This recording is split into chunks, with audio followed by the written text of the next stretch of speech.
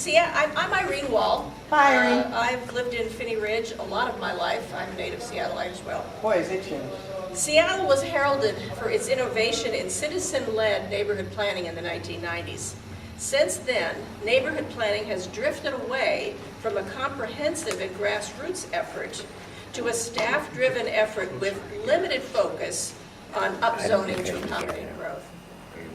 Do you believe that current Seattle residents in our diverse neighborhoods should have more say over land use and zoning issues in their neighborhoods? Short answer is yes. How would you implement that? A couple different ways. Now I want to make very clear, because I want to say the same thing in this room that I say in every other room. You know, I believe we need more density, and I believe that, you know, we've got to be careful about how we do it. I think that Mayor Murray was right to take the part of Hollow related strictly to single-family housing off the table, and I don't think we need to reintroduce that for a while. I do think that we're going to have to look at each neighborhood to figure how growth goes. But what I've seen is, and I know from my own experience in working, and my brother is, we grew so rapidly, I think too much has gone to the top and bottom floors of City Hall, trying to dictate one-size-fits-all solutions for the city.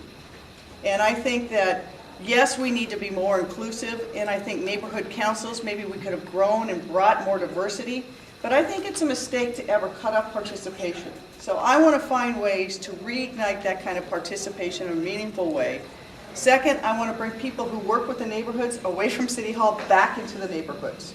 Now, obviously, budget constraints, it's not possible to have one person per neighborhood, but you've got to have people who are in, listening to people every day, talking to them, walking. And it's a two-way street. Here's what we're thinking as a city and why. We don't like that. There's always got to be a more iterative process. People are busy, and you see that big white sign go up that you take the bus by, or you drive by, and you don't think to look at what it really means till suddenly they're putting the big building up. And so I think we've got to work better, if I'm mayor or city government, to have more informed information going to neighborhoods about what the changes really are going to mean. And then get feedback. And look, I've been around long enough to know you can't keep 100% of the people happy all the time. You know, I grew up, I was born here, grew up in Issaquah when it was farmlands and woods. You know, I go now to where I used to play, and it was 200 acres of woods, and it's, nothing but house after house after house after house and no green space. So I understand that growth is hard. I think we don't have a choice. So many people are coming here. People are squeezed out of the city. But I do believe neighborhoods have to be listened to more. Let me ask you a specific question. Sure. Under MHA, we're looking at upzones of single-family areas in all the urban villages to something called low-rise or L1 or SLR. Yep. Would you allow individual neighborhoods to decide what those zoning categories will mean in their neighborhood?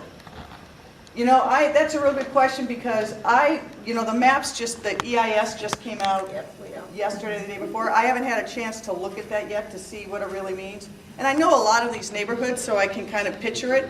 And I want to go out and look, what does this really mean if you put this up?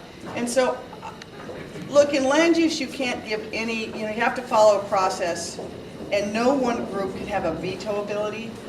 But I do think neighborhoods have to be involved in, here's why that won't work in our neighborhood. And here's what we would, let there be light. Vote for me for mayor and I will turn on the lights. So I'm not trying to avoid that question, but I think I need to study it a little more. And I can only say is, I know there has to be more input, but at the same time, I know you can't let people veto necessarily building by building, block by block.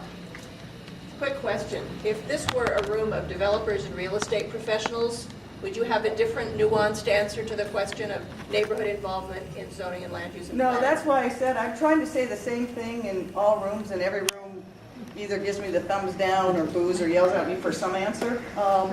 And there may be parts of it that you guys would care less about that they'll care, so there may be things I emphasize more, but I've told developers, I think they, we can't, in my opinion, we can't bring enough affordable housing online without getting the participation of developers.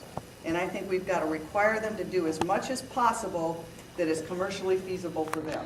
And then we got to hold them to it, because some of these upzones are making people lots of money overnight. And I think we got to make sure that when that happens, the public benefits too. So you would support development impact fees? Yeah, as you know, their development impact fees by statute are limited to what you can collect. But I think we can have a discussion as whether we change the law or we collect ones we're not collecting now. Seattle, for example, has a policy of not collecting the traffic impact fees. I'd want to look at why. Okay, thank you. Yeah.